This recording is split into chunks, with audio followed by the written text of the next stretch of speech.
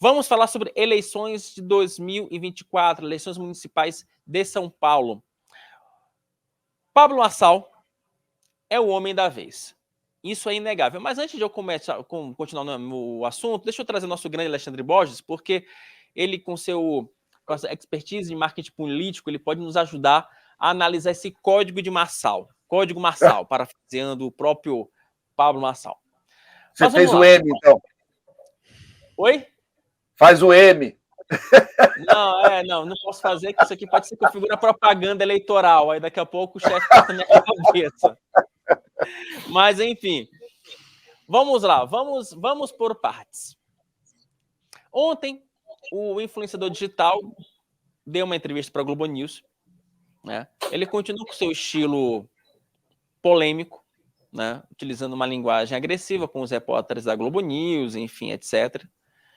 Ele fez algumas sinalizações ao ex-presidente Jair Bolsonaro, tentou colocar panos quentes ali na confusão, dizendo que, olha, a treta não é entre eu e o Jair, mas entre eu e o integrante do clã, né? Mas ele deu ali vários recados de que, apesar disso, ele acha que a direita não tem dono. E aí é que vem a vírgula do contrato. Quer dizer, ele faz um aceno ao ex-presidente, mas ao mesmo tempo fala, olha, te respeito muito, Jair Bolsonaro, mas a direita não tem dono. Ô, Matheus, coloca por gentileza esse primeiro trecho em que ele fala sobre o ex-presidente Jair Bolsonaro. Não quer ser o líder da direita. Não precisa. Esse não é o objetivo do Eu quero que tenha 1000 Bolsonaros, eu quero que tenha 1000 Pablos, eu quero que tenha 1000 Nicolas. Mas tem espaço para os dois líderes? Você falou que ele é o maior líder. Ele é o maior, ninguém vai tirar isso dele. Nem o senhor. Mas pra quê? Eu não quero esse peso, eu não quero ser o cara, nada disso, só quero servir o povo de São Paulo. Preocupar com a minha, que já está aqui bem encaminhada. Mas ele está preocupado com a eleição do senhor, é isso que a gente está falando. Está preocupado com o domínio dessa base que o senhor já viu o senhor falando. Eu não quero tomar nada do Bolsonaro, não. A liberdade não tem dono. É isso. Eu não estou assumindo liderança de Bolsonaro. Bolsonaro, ele tinha 3 ações que estavam tornando ele inelegível. Inclusive, deixa registrado que eu acho injusto. Reverteu uma, falta reverter 2. Vai ter meu apoio para a presidência em 2026, que eu sei que ele vai conseguir reverter. Eu imagino que ele está apoiando o Centrão para conseguir reverter essa inelegibilidade, eu entendo ele. Só que a gente não pode entregar São Paulo para pessoas que não têm os mesmos compromissos que a gente. Eu entrei nessa eleição, eu não ia disputar a Prefeitura de São Paulo. Quando eu vi sacando o Salles, eu percebi, mas como é que vai ficar 2 esquerdistas de um lado e o outro do outro? Eu não sou contra o cara que é esquerdista disputar a eleição. Desce o bambu, faz o que você quiser. Agora, dos 2 lados, o esquerdista, estava todo mundo feliz. Não, já vai dar segundo turno aqui. Vai dar, não. Aí eu abri um vídeo, não sei se vocês chegaram a olhar. Eu fiz um vídeo. Se em 30 dias não aparecer alguém com mentalidade de riqueza, alguém que quer transformar a cidade e não tiver princípios e valores que a gente defende, pode me considerar candidato. Deixa eu só colocar um outro vídeo falando sobre valores, que é um assunto muito em tônica nessa eleição, né? Quer dizer, é engraçado, né? Porque a gente sempre falou das eleições em São Paulo como a eleição municipal como uma eleição em que a discussão seria a zeladoria, né? Mas esse assunto de zeladoria foi para o saco. O que se discute agora é PCC, valores, esquerda-direita. O Marçal ele também foi questionado sobre aquele vídeo exibido da Tabata Amaral em que ela vincula o Pablo Marçal a algumas pessoas que são supostamente ligadas ao PCC. Matheus, coloca esse trecho, por gentileza, também. Eu não tenho amor por bandido de nenhum. Se a pessoa for comprovado que é bandido... E o Renato Cariani é seu amigo, o influencer eu participei de um desafio com ele, fiquei amigo dele por causa disso, acredito na inocência dele. E no Brasil, todo mundo tem o direito, tem a Constituição Federal funcionando ainda. Ao contraditório e à ampla defesa. Se ficar provado, espero que ele pague. Se não ficar, eu quero ver quem vai devolver a honra dele por tanto ataque que alguém fez contra ele. Ele mudou minha vida, inclusive. Olha, ele é acusado... Perdi 25 quilos por causa dele. Por tráfico de drogas. Que fique comprovado. Se provar, pague. Se não provar... Como é que o senhor justifica essa proximidade com um réu por tráfico de drogas? Ele é o maior influenciador de fitness do Brasil. Ele me desafiou num podcast. Eu não vou pegar a ficha criminal da pessoa, vamos lá. O que você está devendo e para quem? E outra coisa, se isso fosse alguma coisa, a gente não aceitaria o presidente Lula ser presidente. Ele que desviou mais de 1 trilhão com a quadrilha que ele tinha, ele recebeu 9 anos de cadeia, 9 juízes, 3 instâncias, depois de 580 dias por uma graça de alguém que é amigo na política, foi e descondenou ele. Se aqui fosse um lugar para discutir moralidade, a gente tinha que tirar o presidente do Brasil. Candidato. A gente tá falando de... Não, está falando de justiça, de lógica. De facção criminosa. Mas é uma facção aí também. O PT é uma facção criminosa. O que é isso aí? O que eles fizeram no Brasil, vocês esqueceram? Candidato. Se for para moralizar, nós precisamos falar do assunto do jeito que ele é. Candidato. Porque do jeito que você está falando, está concorrendo a vaga para pastor, para padre Só aqui. tem que falar do seu partido. Eu tenho que falar do Brasil. A pergunta Depois da tem que ser desmoralizada que o PT... Só um pouquinho. Depois que o PT fez o que fez, Camarote, aqui não é uma discussão disso, não. Eu topo discutir todas as coisas. Inclusive, eu fui injustiçado. Eu respondi processo criminal. Prescreveu esse processo. Eu odeio injustiça. Vocês podem arrebentar com o que quiser pra cima de mim.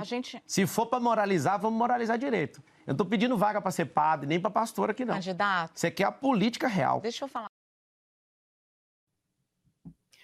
Meus caros, olha, não é eleição para padre, mas já apareceu o candidato, mas o Marçal já excomungou o Boulos com uma carteira de trabalho, já disse que não era o novo padre Kelmon, né? E não é, né?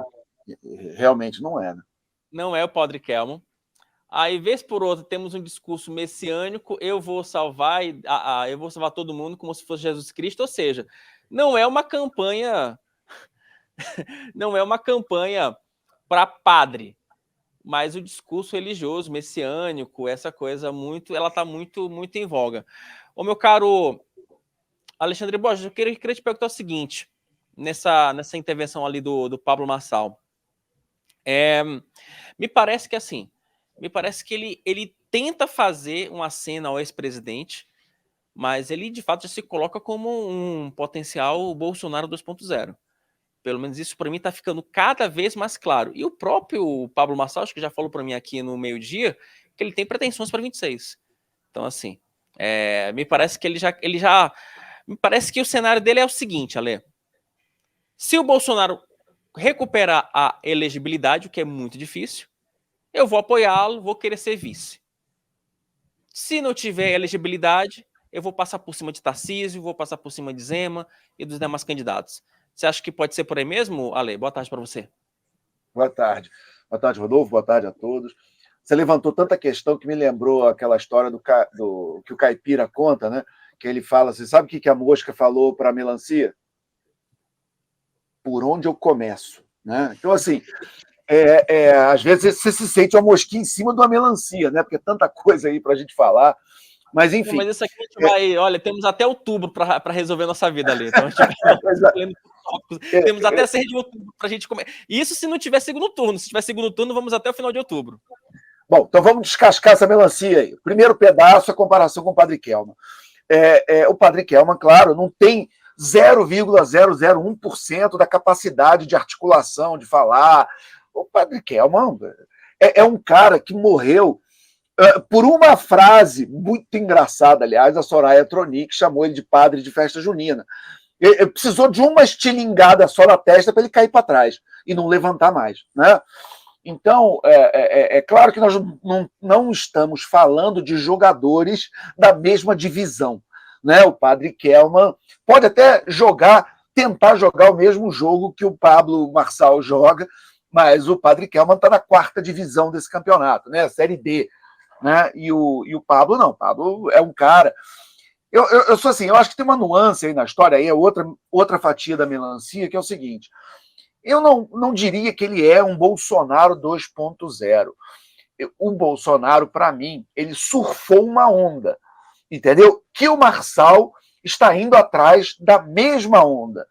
E ele usa técnicas para surfar essa onda, que não é uma onda do Bolsonaro. É uma onda antipetista, é uma onda do agro, é uma onda de um Brasil do interior que ficou rico e começou a querer influenciar a cultura, entendeu? A gente liga a televisão, as novelas hoje são caipiras, entendeu? A gente vê a força do agro, a força do interior. Eu até vi uma expressão que eu achei interessante, que chamam agora de o Grande Centro-Oeste, que é uma região que vai do Rio Grande do Sul até o Pará e que que muda o eixo do Brasil, saindo do Rio, de São Paulo, de Belo Horizonte, de Brasília, né? E vai para essa coisa rural, não no mau sentido, não é nada jeca, não é Nerso da Capitinga.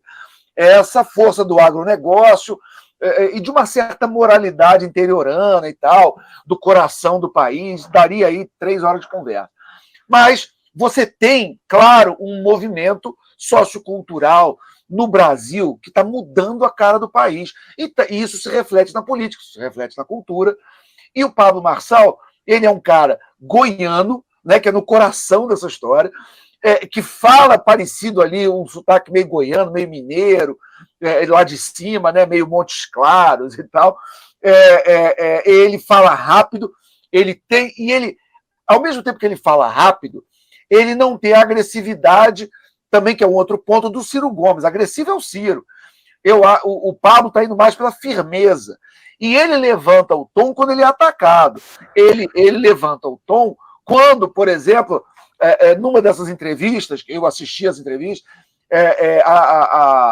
eles veem com essa história de você foi condenado.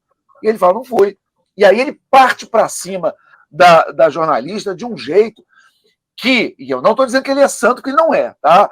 Mas ele partiu para cima da jornalista de um jeito que é um simulacro que emula uma pessoa honrada quando é atacada na sua honra. E as pessoas veem isso, entendeu? É mais ou menos o que faz um ator. O ator, independente de quem ele é na pessoa física, na vida real, se ele pega um papel para desempenhar, ele tem que ser convincente naquele papel, para ele ser um grande ator, para ganhar um Oscar, né? Você tem que olhar vamos dizer, o Denzel Washington e ver o Malcolm X. Você não tem que ver o Denzel Washington, né? Você vai olhar o Jamie Foxx, você vai ver o Ray Charles, você não vai ver o Jamie Foxx. Então, esses caras, eles se transformam, o Anthony Hopkins, enfim, essas pessoas, Meryl Streep, essas pessoas, elas se transformam em uma imagem. E isso o Pablo Marçal, evidentemente, sabe fazer. A pegada dele, eu diria que é uma pegada neopentecostal de teologia da libertação, da prosperidade. Essa teologia da prosperidade. O Marçal... Eu quero até aproveitar... Desculpa te cortar, Lê. Eu sei que o assim, tá maravilhoso. Coloca na tela, por gentileza, Matheus, o código Marçal. Porque a gente... Eu quero... Como você começou tocando... Eu ia abrir uma vinheta só para a gente falar sobre o código Pablo Marçal.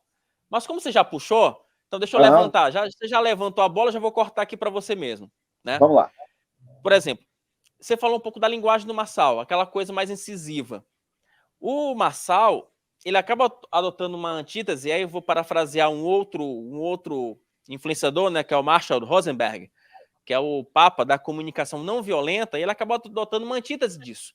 Né, uma comunicação um pouco mais violenta. Você está chamando um pouco mais de incisiva, né, quando ele é confrontado. Que aí parte um pouco dessa indignação do cidadão, né, quando ele é confrontado de acordo com uma injustiça, ou uma ação, ou uma acusação estapafúrdia, enfim. Ele também tem como linguagem, como lema, o enfrentamento do sistema, que ficou muito claro na campanha de Donald Trump, né? Na sua primeira eleição, ficou muito claro em 2018 aqui no Brasil, né? E ele também discute... Por que eu peguei essa parte? Peguei isso como gancho, Ale. Você falando sobre o discurso das igrejas neopentecostais, né, da teologia da prosperidade, né, que é um princípio que foi basicamente popularizado pela Igreja Universal do Reino de Deus, Bispo de Macedo, discurso antipolítico e messiânico. Traz para cá, Matheus, porque me parece que é essa fórmula, Ale. Parece que o Pablo Marçal ele conseguiu utilizar essa fórmula. E detalhe, o Rodolfo Bosch me chamava a atenção e eu vi um trechinho de uma entrevista que o Pablo Marçal concedeu aqui para o Antagonista de 2022, em que ele adotava uma comunicação não violenta, aquela base do Marshall Rosenberg. Aí, com o tempo, parece que ele refinou isso e agora ele tem sido cada vez mais incisivo. E aí que tem um detalhe curioso disso. Quando ele aposta numa situação dessa mais incisiva, me desculpem realmente por estar me alongando, porque é quase aqui um formato de aula, né? Só para levantar a bola para os senhores, ele consegue algo, Ale, que é o engajamento nas redes sociais, né? Aquela coisa, né? Ele consegue que os vídeos dele viralizem.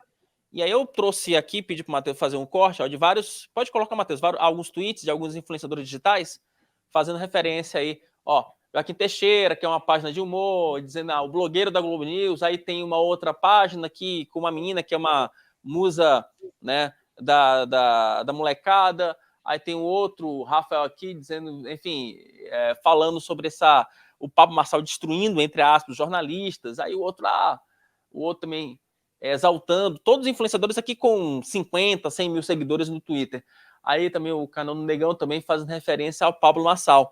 Isso tudo gera uma onda, né? Traz para cá, Matheus. Isso tudo gera uma onda, porque é um corte que vai bem, e aí cria uma popularidade, que cria um engajamento, e aí o engajamento serve tanto para o Marçal como para o dono do canal, né? O dono do YouTube. Então, assim, é algo que se retroalimenta, e você, Ale, inclusive alertou isso internamente aqui no Antagonista, que é um fenômeno muito parecido com o que acontecia com o ex-presidente Jair Bolsonaro. Sim. Então, assim, me parece que o modelo é exatamente o mesmo. Parece que o código do Pablo Marçal é exatamente isso, né? Talvez com uma variação ou outra, mas me parece que a essência é essa, né, Ale? Então, eu acho que eles têm algumas coisas em comum, mas têm boas diferenças. Você fez uma coleção aí o Matheus fez uma coleção aí de influenciadores bolsonaristas, e é interessante você ver como o Marçal realmente entrou no bolsonarismo, né? Canal do Negão, essa Juliana Bond, o Joaquim Teixeira, entendeu? Quer dizer, é a fina flor do bolsonarismo digital. E eles estão encantados com o Pablo Marçal, né? O que eu acho que reforça o ponto de que talvez o Bolsonaro... Porque o Bolsonaro, qual é o personagem dele? É o militar. É aquele cara que se vende como o capitão, o patriota, o nacionalista, aquele, né, quem tem avô militar, eu tinha, né, e você lembra do seu avô militar, aquele negócio. Agora, o Pablo não. O Pablo, ele é o típico pastor neopentecostal, né? Quem já assistiu, eu assisti vários, quem já foi num templo, eu sou católico, eu tenho problema de chamar isso de igreja, mas quem já foi num templo desses e viu um pastor desse falando, eles falam gritando, eles são veementes, porque Deus, porque não sei o quê. Então, assim, isso não é, e eu estou querendo fazer essa distinção do que seria uma violência, vamos dizer, verbal, de um Ciro Gomes da vida. Você que é um cara muito experiente, Wilson, você sabe que se você vai fazer uma entrevista com o Ciro, ele pode explodir a qualquer momento para cima de você por nenhum motivo. Eu vi uma vez o Ciro dar uma entrevista para um pastor até, Iago Martins, se não me engano. Ele tem um canal chamado Dois Dedos de Teologia, que é um canal importante para o público evangélico, e ele é cearense, igual ao Ciro, estava em casa. E aí eu fui ver, porque eu ia fazer algum comentário sobre o Ciro, apareceu no YouTube e eu fui assistir. Eu conheço o Iago também, gente boa, fui lá dar uma olhada. Cara, do nada, no meio da conversa, o Ciro explode, começa a atacar o rapaz fica tão sem jeito, não, o senhor entendeu errado, não foi isso que eu quis dizer. E o Ciro desembestou. Eu não vejo o Pablo Marçal fazer isso, eu não vejo. Se você fizer uma entrevista softball, tranquilinha, só levantando bola para o Pablo, que nenhum de nós faria, mas, enfim, eu não vejo ele explodindo. Eu vejo ele levantando a voz e sendo mais veemente quando ele se sente atacado, quando ele é questionado nos processos, a ligação com o PCC, essas coisas. Entendeu? Nesse ponto eu acho diferente do Ciro. Entendeu? O Ciro você não sabe. Entendeu? Você pode dar bom dia para ele, que bom dia, ok, e tal, enfim. Então, eu acho diferente. Entendeu? E quem já assistiu um pastor desses falando, ou ao vivo, ou na televisão, aí eu acho vai ver mais semelhança. Vocês vão lembrar, naquele comício que teve na Avenida Paulista, com o Bolsonaro e com o Malafaia, como o Malafaia eclipsou o Bolsonaro. Porque o Malafaia, o Malafaia sim é parecido com ele, que tem essa técnica de dominar a plateia daquele jeito, de gritar, de ter aquela veemência. E eu acho o Marçal muito mais parecido com o Malafaia do que com o Bolsonaro. E eu não sei se vocês vão lembrar desse evento na Paulista, o Bolsonaro me pareceu até tímido, me pareceu meio sem graça, deu, eu acho, que um discurso muito xoxo, e o nome do dia foi o Malafaia. Não apenas porque ele bancou o evento, que era um evento criado por ele, convocado por ele, mas eu acho que ele foi o nome do dia. Talvez seja de novo agora, nesse 7 de setembro. Então, eu acho que nesse ponto nós fizemos uma mudança. Nós saímos desse nacionalismo do regime militar, né? O Bolsonaro talvez seja ainda o último eco do regime militar, do Geisel, do Figueiredo, dessas coisas, enquanto o Pablo Marçal, Malafaia, Edir Macedo, esses caras, tem um monte de pastor também no Congresso, você sabe disso, né? Eu acho que esses estão numa outra onda, que basicamente pegam essa teologia onde você divide tudo entre bem e mal, Deus e o diabo. Se você está comigo, você está com Deus. Se você está contra mim, você está com o diabo. E a riqueza é um sinal de providência divina. Se você é rico, é porque Deus gosta de você, você está fazendo alguma coisa certa e Deus está te premiando com dinheiro, com bens materiais. O que, na minha visão católica, é uma piada. Mas eu entendo e respeito, claro, cada um com a sua religião. Mas é uma coisa totalmente diferente e totalmente antitética em relação ao que eu entendo por cristianismo, né? É outra história. Mas esse pessoal tem essa pegada. E aí sim eu acho que você entende a chave, o código, Marçal, Malafaia. Aqui no Rio tem o Ottoni de Paula, você tem na Bahia também um pastor, sei lá, enfim, tem uns caras aí que vão por essa pegada. E aí sim eu acho que tem uma tendência que talvez fique. E é algo que os entrevistadores tradicionais não têm o menor preparo para enfrentar. Mas aí tem outro detalhe. Deixa eu aproveitar e trazer o Rodolfo rapidamente, fechar o código Marçal, porque tem um detalhe que o Ale falava, que agora me veio aqui, que também tem um pouco dessa linguagem neopentecostal, essa teologia da prosperidade, que também tem outro princípio, Ale e Rodolfo, que é o seguinte, né? Que é a questão da meritocracia. E o Pablo Marçal, querendo ou não, de novo, a gente está fazendo uma análise pura e simples dos fatos. Não estou dizendo que é bom, que é ruim, não estou dizendo nada disso. Estamos apenas destrinchando esse personagem. Porque é o seguinte, tem a questão da meritocracia, tem a questão também do sonho brasileiro. Você tem um Estado que consome 1/3 do teu trabalho, aparece um cidadão que te promete, olha só, liberal, que fala, olha só, eu vou fazer de tudo para que o Estado te sugue menos, mesmo ele sendo prefeito, eu vou fazer de tudo para que o Estado te sugue menos, ou que pelo menos que esse Estado que te sugue, que te apresente para que ele seja mais efetivo, né? É um discurso que, sem dúvida nenhuma, lá na ponta, seduz o eleitor. Porque ele pensa, nossa, se o cara conseguiu fazer isso como empresário, como ele mesmo fala, eu saí, era pequenininho, era pobre, não sei o quê, não tinha condição de pagar advogado naquele processo de 2010, agora eu sou multimilionário. Se eu conseguir fazer isso com a minha empresa, eu consigo fazer isso, consigo fazer algo no mínimo decente numa cidade como São Paulo. Então, assim, isso também, né, Rodolfo, é um discurso que encanta o eleitor. E nesse caso, o Marçal, ele se apropria muito melhor desse discurso do que o Bolsonaro, né? É uma figura que teve a carreira toda, né? De militar a deputado. E o Marçal, né, tem o discurso do Me Fiz, né? Eu estava assistindo isso, como você já comentou, né? Essa entrevista de 22 que o Marçal deu aqui para o antagonista, para entender, né? Para buscar, para ver o que aconteceu nesse período de 2 anos. E a questão é que ele evoluiu muito. Assim, o discurso dele evoluiu muito. Ele, naquela entrevista em 2022, que ele deu para o Cláudio Dantas, na época, que nosso ex-parceiro aqui do antagonista, o Cláudio botou ele na parede e ele ficou constrangido durante a entrevista, ele ficou na defensiva, ele lamentou ao longo da entrevista inteira, nossa, mas você está me criticando, você está me batendo. Ele não faz mais isso hoje. E é isso que eu acho que o Wilson classificou aí como comunicação violenta, que não é truculenta, não é uma questão de truculência, isso de fato distancia ele do Bolsonaro e de uma figura como o Ciro Gomes, né? Ele não é truculento, mas ele não fica mais na defensiva. Isso ele aprendeu, né? Ele é propositivo, inclusive seguindo aí os métodos que ele apregoou durante esses anos aí de coach, né? E aí, pegando o último comentário que o Alexandre fez, que eu acho muito relevante, a forma de entrevistar o Marçal, ela é diferente, né? Porque essa tentativa de colocar contra a parede hoje, de questionar, ele já inverteu isso, ele já é o antissistema agora. E se você tratar ele como você trata qualquer outro candidato, e a imprensa está acostumada a fazer assim, né? A gente questiona para entender os limites da pessoa, entender o que ela, né, no que ela pode ajudar e no que ela pode atrapalhar.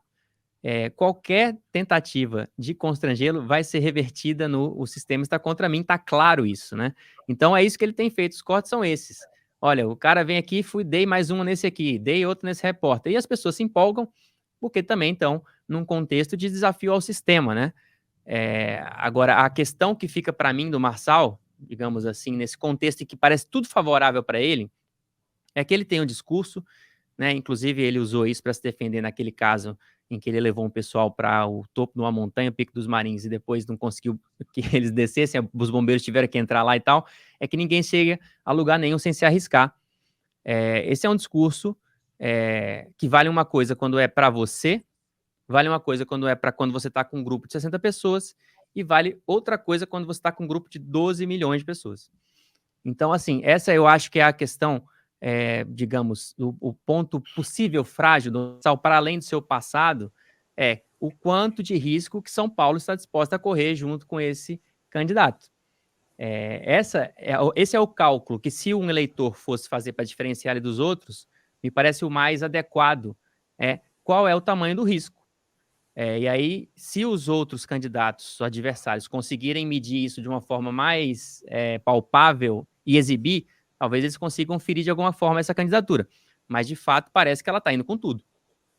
Mas tem uma coisa, agora deixa eu falar um método de experiência própria. Rapidão, Ale, só para fechar, porque você falou, Rodolfo, sobre a questão do método de se entrevistar o Pablo Marçal.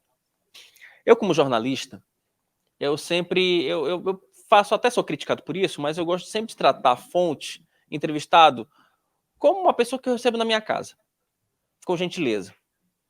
Eu parto daquela premissa que jornalista não precisa ser investigador de polícia para arrancar alguma coisa boa de uma fonte. Eu sempre parto dessa premissa. Você também não pode ser leniente, mas também você não precisa ser, né, daquela coisa, né, de querer botar o cara na parede, colocar o cara no paredão.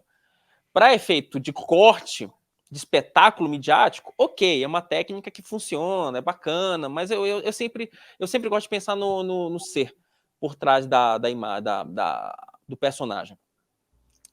E quando eu entrevistei o Pablo Marçal sobre as chuvas lá no Rio Grande do Sul, aqui no mesmo meio-dia, eu lembrei o seguinte, que quando eu fiz uma pergunta um pouco mais espinhosa para ele, ele já quis engrossar.